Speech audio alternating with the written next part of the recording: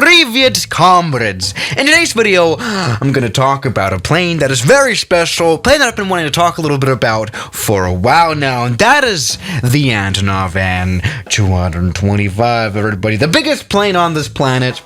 You know, there's like a problem with this though, right? There is no proper flight simulator that you can download for this. Like, none for X-Plane. I mean, there is one, but it absolutely sucks. It's depressingly bad. I mean, it somehow flies, but I'm not really saying it's particularly good.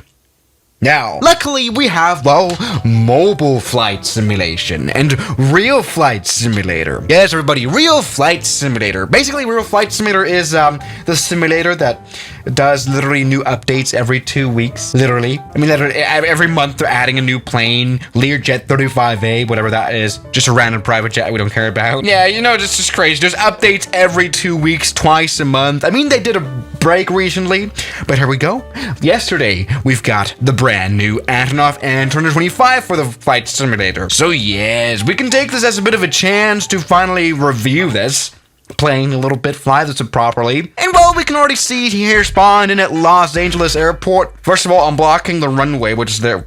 My God, this is multiplayer, isn't it? There's a huge line here. Sorry about that. We don't care, right? I mean, what we can tell definitely is that this plane is quite absurdly big.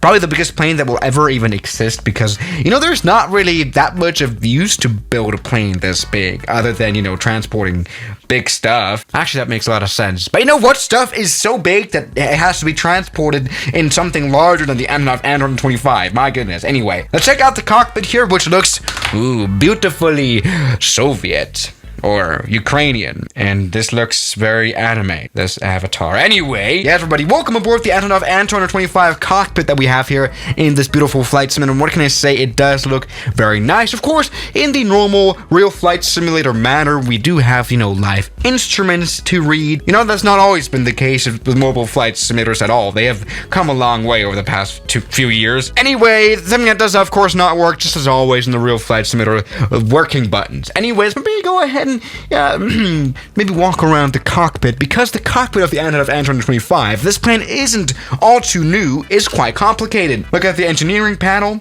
There's even a second one, isn't it? This plane actually, you know what? It might just beat the Concorde for the most complex cockpit. I mean, this literally has how many engineers here? Yeah, the Antonov An-225 would probably be such a crazy plane to have in like a professional flight simulator. I mean, Jesus Christ, that just sounds like a lot of work here. But geez, I seriously want this plane in like a professional manner. My God. Look at those beautiful clocks here. This is literally a watch store, as I like to say. Anyway, the clocks in front of us at least work. Maybe check out some more stuff right here. What are we gonna do? Oh my God. Yes, but a real flight simulator. I mean, you can literally add your face here. I mean, what the hell? Why is this thing more, you know, revolutionary than any other flight simulator? I'm just wondering about that. Anyway, here's the cargo hold of this aeroplane. Looks like a cargo hold to me. Anyway, let's go ahead and maybe fly it and see how it works. Again, this is truly the most realistic flight simulator model we have. Well, as someone who's flown Antonov before in flight simulators and Tupolevs, they literally sound like this. It's quite scary. This is the takeoff configuration alert. I hate that sound already. Beautiful. I'm wondering if we actually do have Ukrainian call-outs for the GPWS as well. Great. Good. Now, going full speed, full power? Yes. Good. We're at Los Angeles Airport. Let's see how long it takes until this plane actually takes off. Come on, little airplane. It does need like a long runway. I don't even know. Probably 10,000 feet at least for safe operation. Here we go. Yes, that's been a nice operation. Good! Look at those 6 powerful engines right here, you know, making this plane take off and stuff here out of Los Angeles. Damn, what's wrong with Los Angeles right there? Holy moly. A lot of industrial stuff going on here. We're, by the way, stalling out very much. You know, there's like the major flaw of, you know, mobile flight simulation. It's just the controls, you know, the tilting. I just hate it. Come on, just don't die. Great. Let's maybe put the landing gear up. Oh, those landing gear, by the way. Oh my God. You know what? That animation actually is quite properly good. Again, I've never seen such a good, you know, plane here for the flight simulator. Look at that. Wow. Look at all those individual gears coming down. Beautiful. Great. Let's maybe, you know, try something else with our interesting plane. Maybe go to like some interesting location. How about Courchevel Airport? You know, I feel like Courchevel today.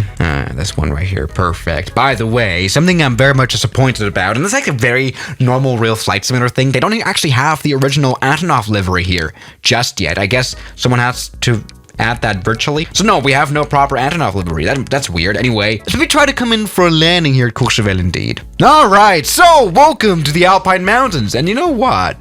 This doesn't even look all too bad. You know, real flight simulator has a bit of a reputation for being a little bit on the ugly side, which I do kind of agree with. It does look like kind of 2006 graphics, but that's fine. I mean, you know, as long as the planes look alright. I mean, they kind of do. Alright, anyway, let's maybe put the flaps down, get this plane completely ready for a landing. We literally have a flap setting of 60 degrees. I mean, how many degrees do you want? My God, I want to see that, definitely. Jesus Christ. Look at all those flaps. Good. Anyway, let's maybe try to come in for a landing.